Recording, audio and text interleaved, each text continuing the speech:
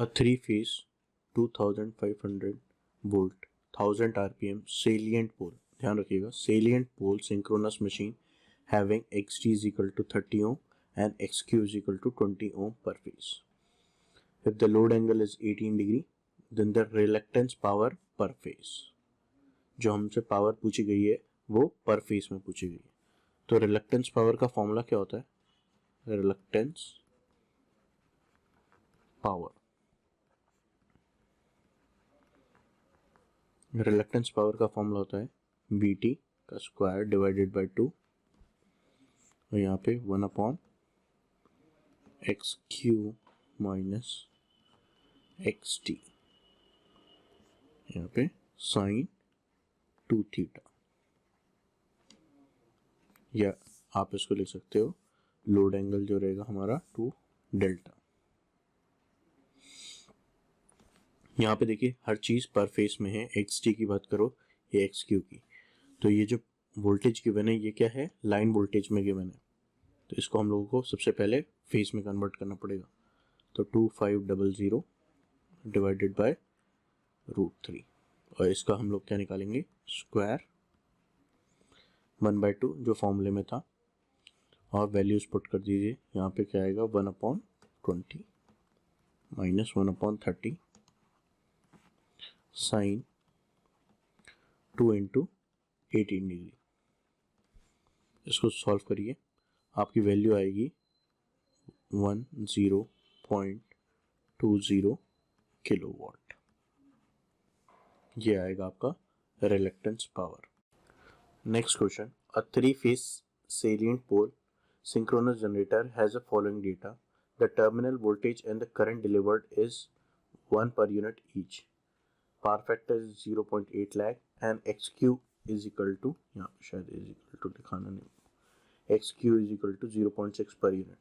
What is the load angle? सबसे पहले तो हम लोग फॉर्मूला लिख लेते हैं. The internal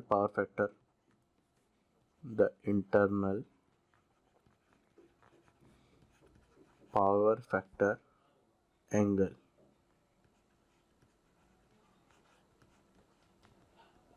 उसको लिखने के लिए हम लोग डायरेक्टली लिख सकते हैं tan psi is equal to BT sin phi plus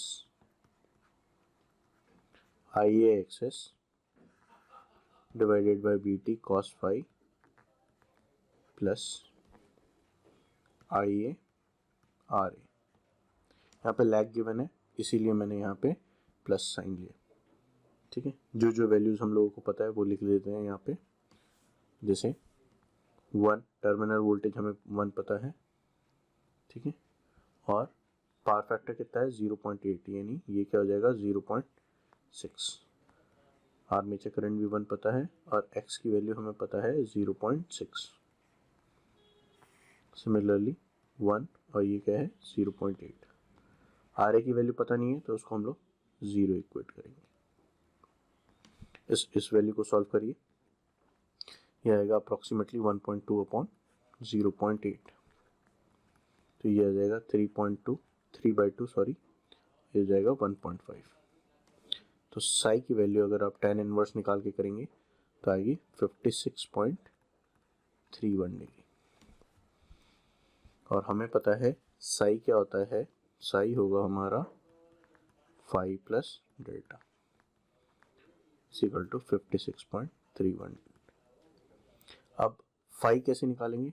phi is equal to tan inverse, या फाई की वैल्यू हमें लोड एंगल से डायरेक्टली निकाल सकते हैं. फाई की वैल्यू कितनी पता है? Phi is equal to 36.86. कैसे निकाल सकते हैं? cos phi is equal to 0.8 cos inverse करके आप निकाल सकते हैं. तो यहाँ से डेल्टा की वैल्यू क्या हो जाएगी आपकी? 56.31 माइनस 36.86. तो डेल की वैल्यू कितनी हो जाएगी हमारी? 19.45 डिग्री. ये हमारा है final answer. The result of slip test for determining XG and XQ of a star connected salient pole alternator are given below. V max given है, आई मैक्स गिवन है, आई मिनिमम गिवन है, V minimum given है. This test is used. ये कौन सा test कहलाता है? ये कहलाता है आपका स्लिप टेस्ट. ठीक है, तो इसका एक फॉर्मूला होता है X D is equal to V max upon I minimum. तो वी मैक्स क्या है हमारा 108 और आई मिनिमम क्या है 10. तो एक्स डी की वैल्यू कितनी आ जाएगी 10.8 यूनिट, याद रखिएगा ओम. सिमिलरली एक्स क्यू की वैल्यू क्या होती है V minimum upon I maximum. Values रख दीजिए, वी मिनिमम में 96 और आई मैक्सिमम में आपका 12. इसको सॉल्व करेंगे तो क्या आएगी 8 ओम. इसमें अगर ऑब्जेक्टिव टाइप क्वेश्चन आएगा तो ये याद रखिएगा, कभी कभी सॉल्व करना इजी हो जाता है. X D is always greater than x Q. तो अगर 4 ऑप्शंस में से अगर ऐसा कोई ऑप्शन आ रहा है तो आप सीधे टिक मार सकते हैं, आपको सॉल्व करने की ज़रूरत नहीं है. नेक्स्ट क्वेश्चन है आपका, अ 3-phase star connected alternator is rated 1600 kVA 13.5 kV. The impedance is 1.5 plus 30 j ohm per phase. The percentage regulation at a full load of at 0.8 power factor leading. ध्यान रखिएगा ये लीडिंग है. सबसे पहले हम लोगों को आर्मेचर करंट निकालना पड़ेगा.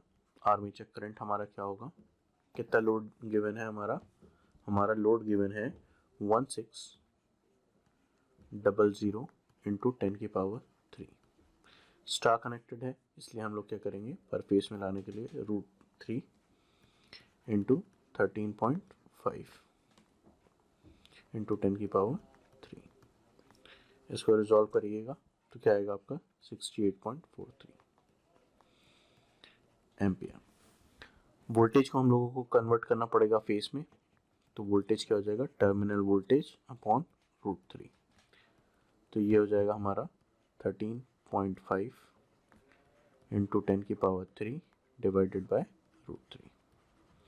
इसको सॉल्व करेंगे तो आएगा आपका 7794.23. ये आया हमारा बी फेस. एक बार बी फेस और क्या कहते हैं आई ए निकाल लिया, उसके बाद याद रखिएगा हमें वोल्टेज रेगुलेशन निकालना है. वोल्टेज रेगुलेशन क्या होता है E F minus V T upon B T. Percentage में निकालने को बोला है इसलिए इंटू 100. तो हमें बी टी तो पता चल गया, अब हमें ई एफ निकालना है. ई एफ हम लोग कैसे निकालेंगे, ई एफ ये याद रखिएगा कि ये जो ई एफ निकाल रहे हैं ये फेज में ही है. तो हम लोग लीडिंग पावर फैक्टर का फॉर्मूला लगाएंगे और ये क्या है अल्टरनेटर है. तो इसका फॉर्मूला क्या होता है, इसका फॉर्मूला होता है V phase cos phi plus I A R A का स्क्वायर. लीडिंग है तो यहाँ पे नेगेटिव साइन आएगा, V phase into sine phi minus I A into X S. यहाँ पे वैल्यूज पुट कर दीजिए जो भी आपको पता है. सेम क्वेश्चन को हम चाहेंगे तो फेजर से भी सॉल्व कर सकते हैं, लेकिन करंट गेट सिनारियो में जो कैलकुलेटर दिया जा रहा है आईआईटी के द्वारा, उससे फेजर को सॉल्व करना थोड़ा सा कॉम्प्लिकेटेड हो जाएगा. इसलिए मैं चाहता हूँ कि आप लोग फॉर्मूले से सॉल्व करें. फॉर्मूले से कंपेरेटिवली सॉल्व करना ईजी है. तो इसमें वैल्यूज रख देते हैं हम लोग. पावर फैक्टर कितना गिवन है, क्वेश्चन में गिवन है 0.8. तो यहाँ पे बस वैल्यूज रख दीजिए. करंट की वैल्यू कितनी थी 63.45 इंटू रेजिस्टेंस की वैल्यू 0.5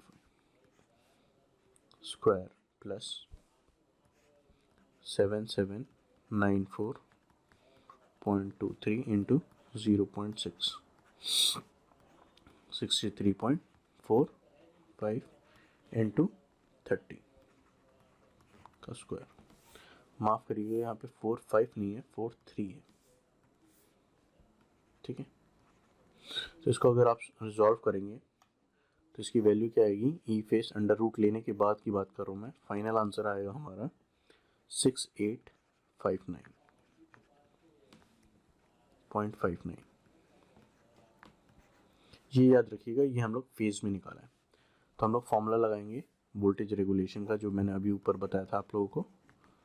ये हो जाएगा हमारा E phase minus V T upon V T into 100। तो वैल्यू रख लीजिए, तो वैल्यू आएगी 6859.59 और टर्मिनल वोल्टेज की वैल्यू कितनी आई थी 7794.23 और सिमिलरली डिनोमिनेटर में भी 7794.23 इंटू 100। ठीक है, तो इसको अगर आप रिजॉल्व करेंगे तो हमारा जो फाइनल आंसर आएगा percentage voltage regulation is equal to, ये आ रहा है -11.99%।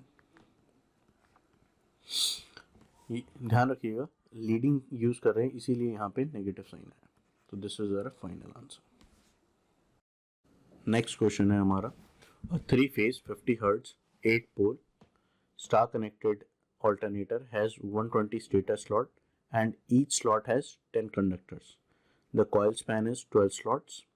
If flux per pole is 0.12 Weber, calculate the EMF induced between the lines. Also find out the harmonics are eliminated from the EMF. बहुत ही simple question है ना, लेकिन थोड़ा सा लेंदी है क्वेश्चन, इसलिए थोड़ा सा पेशेंस बना के रखिए। सबसे पहले तो हम लोग जो गिवन है क्वेश्चन में वो लिख लेते हैं। तो नंबर ऑफ स्लॉट्स कितने हैं, नंबर ऑफ स्लॉट्स देखेंगे तो क्वेश्चन में गिवन है नंबर ऑफ स्लॉट्स 120 सॉरी।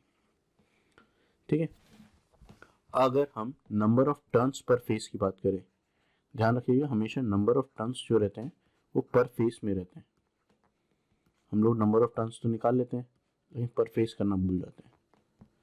तो यहाँ पे देखिए 120 क्यों, स्लॉट्स कितने हैं हमारे 120 और 120 स्लॉट्स के अंदर कितने कंडक्टर हैं 10 कंडक्टर्स हैं और 2 कंडक्टर मिलके एक टर्न बनाते हैं।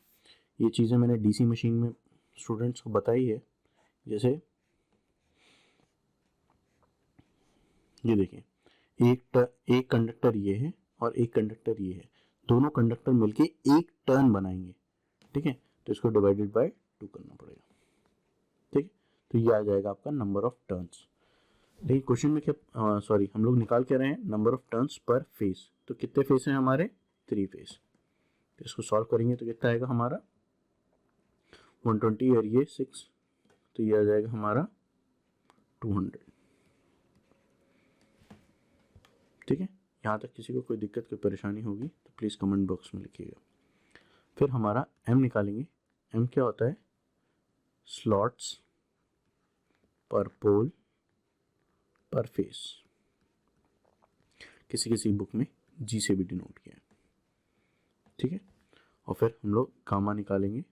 इसकी वैल्यू कितनी आएगी, इसकी वैल्यू आएगी आपकी 5 और यहाँ पे कितनी वैल्यू आएगी, gamma is equal to 180 slots per pole. तो इसको सॉल्व करेंगे तो क्या हो जाएगा 180, किसी किसी बुक में ये बीटा से भी डिनोट किया जाता है। ठीक है, तो 180 स्लॉट्स कितने गिवन है हम लोगों को 120 और पोल कितना है 8, तो इसकी वैल्यू कितनी आ रही है हमारी 12 डिग्री। ठीक है, अब कॉइल स्पैन की बात कर लें। कॉइल स्पैन क्या होता है,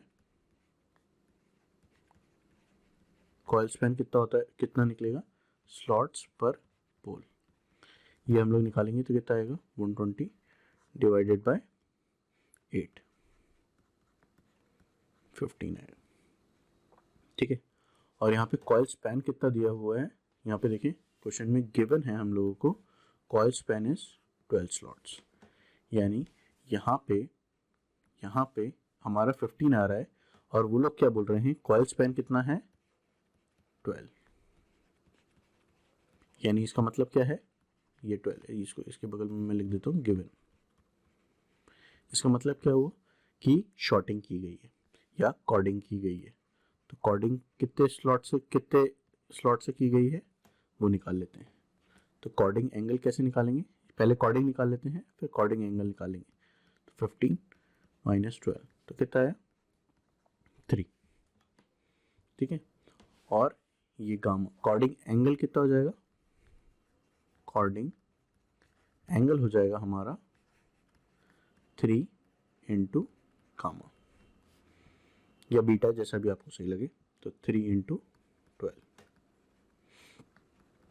तो ये क्या हो जाएगा आपका 36 डिग्री। ये गामा को आप कैसे समझते हैं, ये जो दोनों स्लॉट्स हैं इन दोनों के बीच में जो एंगल है उस एंगल को डिनोट करता है ये 12। यानी सपोज करिए ये पूरा सर्कुलर में होगा, मैं पूरा सर्कुलर नहीं बना रहा हूँ, इन दोनों के बीच में ये जो एंगल है इसको डिनोट करता है ये हमारा गामा, या आपका मन है तो आप बीटा भी लिख सकते हैं, ठीक है। अगर एक बार हमें कॉर्डिंग एंगल पता चल गया तो उसके बाद हम लोग क्या निकाल सकते हैं, केपी। केपी का फॉर्मूला क्या होता है, कॉस गामा बाय 2। कितने कॉर्डिंग कितनी है आप निकाल सकते हो, कॉस 36 डिवाइडेड बाय 2। इसकी वैल्यू निकालेंगे तो क्या आ जाएगा, कॉस 18 डिग्री। कैलकुलेटर से अगर आप इसकी वैल्यू निकालेंगे तो कितनी आ रही है 0.951। तो ये आया आपका केपी।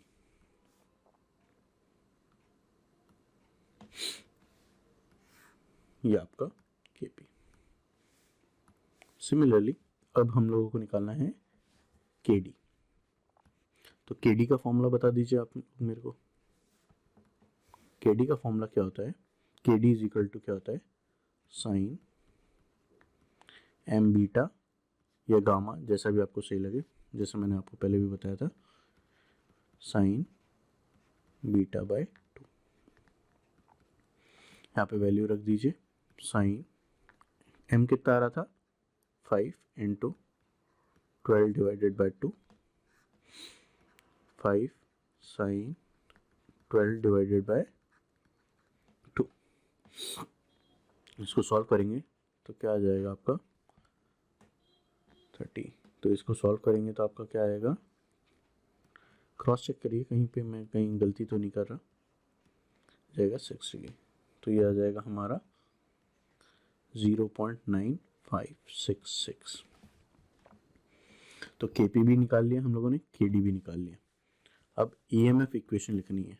तो ईएमएफ फेस की इक्वेशन क्या होती है, 4.44 F into number of turns per phase, लिख देता हूँ 5 इंटू केपी इंटू केडी। इसको वाइंडिंग फैक्टर बोलते हैं, KD is equal to KP into KD. Values रख दीजिए, हमारे पास सारी वैल्यूज हैं। फ्रीक्वेंसी कितनी गिवन है 50 हर्ट्ज।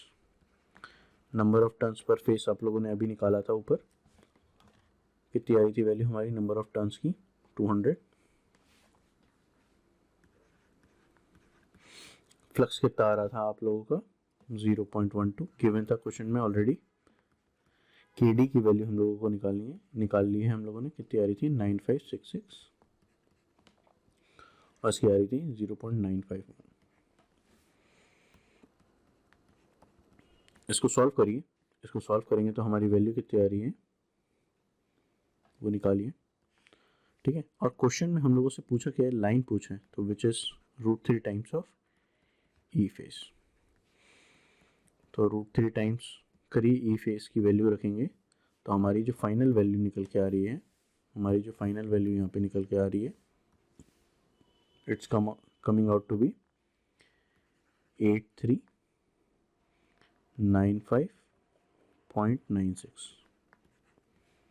ध्यान रखिएगा ये लाइन वोल्टेज है।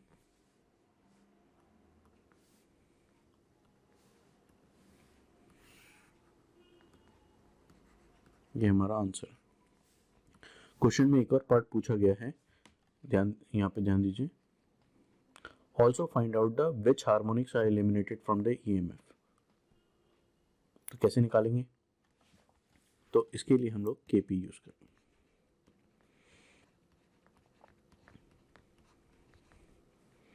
ठीक है, तो एलिमिनेट द हार्मोनिक्स। अब इसको हम लोग किससे करेंगे, जीरो से इक्वेट करेंगे। तो कॉस जीरो कब होता है, तो आप इसको निकाल सकते हैं, सॉरी 90 डिग्री पे। यहाँ से हम लोगों को ईटा की इसकी वैल्यू तो पता है कितनी आ रही थी, 36। अरे ऊपर निकाला तो था हम लोगों ने, और ये था 90 डिग्री, तो ये हो जाएगा हमारा 80 और ये से डिवाइड कर जाएगा, तो एन की वैल्यू क्या आ जाएगी 5। तो आंसर क्या है हमारा, fifth harmonics can be eliminated.